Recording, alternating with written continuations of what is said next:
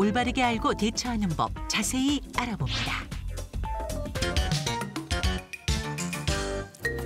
네, 여러분 안녕하세요. 37년 전통의 믿고 보는 무엇이든 물어보세요입니다. 지난 주말 동안에도 코로나19의 확산세가 멈추지 않고 계속되고 있는데요. 이 시각 현재까지 국내 누적 확진자 수는 3,700명을 넘어서고 있습니다. 네, 뉴스와 정보는 계속해서 쏟아지고 있는데 무엇이 맞고 무엇이 틀린지 정말 알기 힘든 요즘입니다. 네. 헷갈리고 있는데요. 그래서 준비했습니다. 오늘 각 분야의 전문가들 모시고 시시각각 변하는 코로나19 진행 상황과 진짜 알고 싶은 것들 내용으로 자세하게 준비했습니다.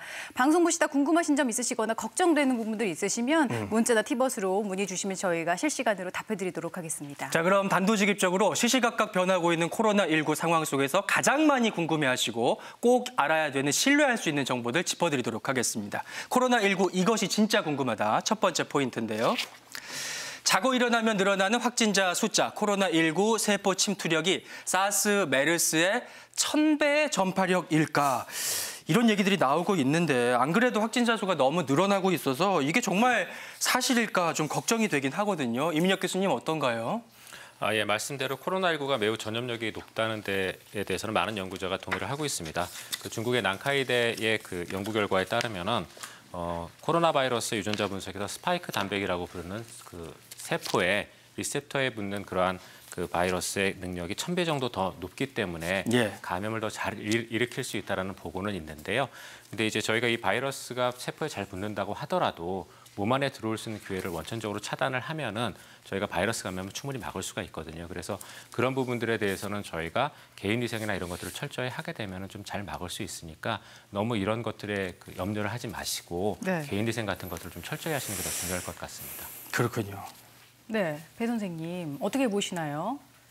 이 전파력이 이렇게 많다 그러는데. 네, 지금 저희들이 정말 걱정되는 것이 사스 때나 메르스 때도 전파력 때문에 걱정됐었잖아요. 근데 1000배라고 하는 숫자 때문에 더 민감해요. 어쩌면 이게 공포 같은 분위기가 지금 있거든요. 이거 참 정말 어떻게 해결할 수 있는 방법 같은 거 없을까요? 바이러스의 감염력이 1000배다라고 저희가 얘기를 하지만 말씀드렸다시피 이거는 세포에 붙는 능력을 얘기를 하거든요. 근데 세포에 붙기 전의 단계에서 차단이 되면은 충분히 저희가 바이러스 감염을 예방을 할 수가 있고요. 그리고 그런 것들을 위해서 또 제일 중요한 게 지금 현재 많은 분들이 시행을 하고 있는 마스크 착용이라던가 또는 손위생 같은 부분들이 있습니다. 우리가 바이러스의 감염력을 평가를 할 때는 여러 가지의 병독성이나 이런 부분들도 보지만 바이러스의 역학이라던가 또는 특성 같은 것도 다 고려를 해서 전염력을 평가를 하게 되거든요. 그래서 저희가 이런 것들을 골고루 봤을 때 이번에 코로나19 바이러스의 감염력이 높은 것은 굉장히 맞는데요. 근데 저희가 말씀드렸던 그런 개인위생을 철저히 하는 경우에는 충분히 또 예방이 가능하기 때문에 그런 부분들을 신경을 쓰는 게 좋을 것 같습니다. 네, 언제나 말씀드리지만 기본이 가장 중요합니다. 개인위생 관리 철저히 하시길 다시 한번 교수님께서도 강조해 주셨고요. 이것이 진짜 궁금하다. 두 번째 한번 알아보도록 할게요. 두 번째는요. 전 세계로 대유행 조짐. 기온이 올라가면 꺾인다는데 더운 나라에서도 감염자가 속출? 그러니까요. 바이러스가 높은 온도에선 사멸된다 이런 얘기도 있어서 저희도 어서 빨리 날이 따뜻해졌으면 좋겠다 이렇게 바라고 있는데 이것도 아닐 수가 있는 건가요, 김 교수님? 네, 그러니까 우리나라뿐만 아니라 지금 현재 이탈리아, 이란 이런 데서도 지금 환자가 속출하고 있기 때문에 더운 나라에서 꼭 안심이 되는 건 아니라고 보실 수 있겠고요. 일반적인 이제 코로나 바이러스의 특성을 보면은 이제 날씨가 따뜻해지면은 약해지는 게 통상적이긴 합니다만은 우리가 예전에 메르스라든지 사스의 경우를 보더라도 이게 단기간에 상황이 종료되지 않았거든요. 2015년 이제 메르스 사태를 보면은 국내에서는 한 5월 정도에 시작을 했고 국내에서 한 12월 달 정도에 종식이 됐고요. 실제로 국제적으로 종식은 그로부터 3년 뒤인 2018년 10월이었습니다. 그래서 지금 첫 대유행이기 때문에 이게 단기간 내에 날씨가 따뜻해지면은 수그러들 거라는 것은 너무 아니라는 생각이라고 보실 수도 있겠고요. 기억하실 겁니다. 신종 플루 때 아마 기억하실 텐데 그때도 계절이 여름이 됐는데도 수그러들지 않았고요. 완전히 종식하는데 1년 정도 걸렸었습니다. 그래서 현재는 물론 저도 개인적으로는 따뜻한 날씨가 되면서 수그러들기를 기원하고 희망하는 그런 상태이긴 합니다만은 어쨌든 장기적으로 최악의 경우 1년 정도까지는 예상을 하고 장기적으로 좀 준비를 할 필요는 분명히 있겠습니다. 네, 정말 그래서는 안 되겠고 교수님께서도 최악의 경우라고 말씀해 주셨지만 분명 장기전에 대비할 필요는 있는 것 같거든요. 근데 장기전이 되면 될수록 바이러스라는 게 그 독성, 힘은 약해진다라는 얘기가 있는데 그러면 정말 다행이겠습니다만 이게 사실인가요, 김 교수님?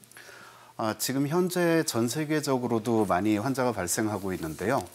이런 그 코로나19 바이러스의 특징 자체가 이미 감염된 사람이 회복되는 사람들도 많고 무증상인 사람들도 많고 그래서 이미 많이 전염될 수 있는 상황, 그런 바이러스 특징이 있기 때문에 대유행이 되고 있다라고 보시는 게 맞을 것 같습니다. 그래서 지금부터 앞으로 바이러스가 더 약해진다라는 말은 아닌 것 같고요. 네. 지금 현재 이 코로나19 바이러스에 감염된 사람들의 80% 이상은 일반적인 감기 수준의 증상입니다. 그리고 그중에서 한 15% 정도가 이제 좀 더 심한 증상들이 보이는 경우고 폐렴이나 그런 것들이요. 하부 호흡기 감염증. 네. 그다음에 이런 분들도 대개 일찍 치료를 하면 거의 문제가 안 생기는 상황이고요. 그다음에 5% 정도 미만의 환자들이 중국에서는 아주 심각한 위중한 상태로 빠지게 되는데 이런 경우에 이제 사망하는 경우가 많이 생길 수 있습니다. 그런데 이렇게 심각한 호흡기 질환이 같이 동반돼 있는 그런 상황에서는 호흡부전에 빠져 있을 때는 일반적으로 저희가 한 40 내지 50% 정도의 치사율을 생각을 하는데 네. 그거랑 비슷하게 나오고 있습니다. 근데 우리나라에서도 치료할 때 과연 그렇게 40% 정도 이상의 사망률을 보일 거냐? 저희 치료 잘하니까 그것보다는 훨씬 더 낮출 수 있을 거라고 그렇게 생각을 하고 있고 저희는 준비를 열심히 하고 있습니다. 정말 저희 모두가 또 사망률이 낮아지기를, 좀 완치되는 분들이 더 많아지기를 한 마음으로 바라고 있고요. 네. 계속해서 팩트체크 계속해 나가도록 하겠습니다. 주말 동안 이런 소식이 있었어요. 퇴원 6일 만에 재확진, 완치 후에도 재감염될 수 있다. 한번 갈리고 나면 바이러스에는 이제 내성이 생겨서 다시 안 걸린다고 알고 있었는데 이런 일이 있었어요. 어떻게 된 건가요, 교수님? 저희가 그 완치 후 재감염에 대해서는 이제 여러 가지를 고려를 해볼 수가 있는데요. 첫 번째로는 이제 재감염이 일어나는 진짜 사례입니다. 근데 재감염이 일어나는 경우는 저희가 여러 가지의 그 이유 때문에 일어나게 되는데 첫 번째는 환자 자신의 면역력이 감염 이후에 다른 바이러스가 계속 들어오지 않음에 따라서 면역력이 저하됨으로써 재감염을 일으키는 경우가 있고요. 그다음에 두 번째는 바이러스 자체가 계속 변이하기 때문에 재감염을 일으키는 경우가 있습니다. 코로나 바이러스는 변이가 굉장히 심한 바이러스로 알려져 있고 당연히 재감염도 많은 바이러스로 알려져 있습니다. 그래서 이러한 여러 가지 이유 때문에 재감염이 생기는 경우도 분명히 있습니다만 지금의 사례는 그렇게 보기에는 너무 재감염이 빠릅니다. 그래서 저희가 이제 두 번째로 생각해 볼 수 있는 것은 재활성화라는 그러한 단계인데요. 이 단계는 어떤 단계냐 하면은 저희가 바이러스 감염 후기가 되면 바이러스의 숫자가 줄어들면서 결국은 이제 검사에서 양전과 음전을 반복하는 시기를 거치게 됩니다. 그런 시기를 지나면서 바이러스가 점점 감소하게 되는데요. 이러한 시기에서 음성으로 나와서 바이러스가 검사에서 검출할 수 있는 한계 이하로 떨어졌다가 다시 환자 자신의 면역력이 좋아지지 않게 되면은 다시 더 드러나는 경우들이 생깁니다. 그래서 지금 현재 나오는 환자들은 재감염보다는 이러한 재활성화의 가능성이 조금 더 높을 것 같습니다. 네, 정말 말씀 듣고 보니까 고령이나 만성질환 등으로 면역력이 낮은 분들은 더더욱 조심하셔야겠다 이런 생각이 좀 들고요. 병원에 관한 궁금증들도 들어와 있어요. 폐쇄병동, 병원 내 집단 감염이 번져 요양병원, 요양시설에 있는 가족 어떻게 해야 되나.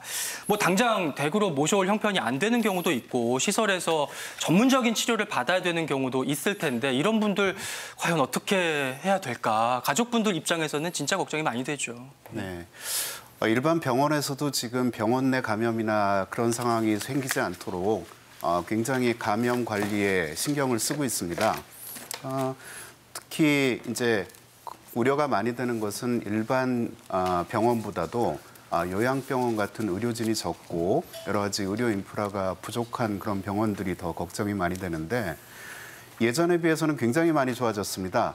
우리나라에서 의료기관 인증평가원이라는 게 생겼고 정기적으로 해가지고 의료기관 인증평가를 하는데 그냥 요양병원이라고 하면은 흔히 생각하시는 게 화재만 생각하시는데 화재에 대해서도 굉장히 열심히 저희가 평가를 하고 준비를 하고 있고 그거 말고 두 번째로 더 중요하게 생각하는 게 병원 내 감염에 대해서 그 각각의 요양병원들 내에서 역량을 키우거나 준비를 하는 것들을 저희가 많이 준비를 해놨습니다. 네. 그래서 이미 대부분의 요양병원이 한 번 이상 인증평가를 다 마친 상태입니다.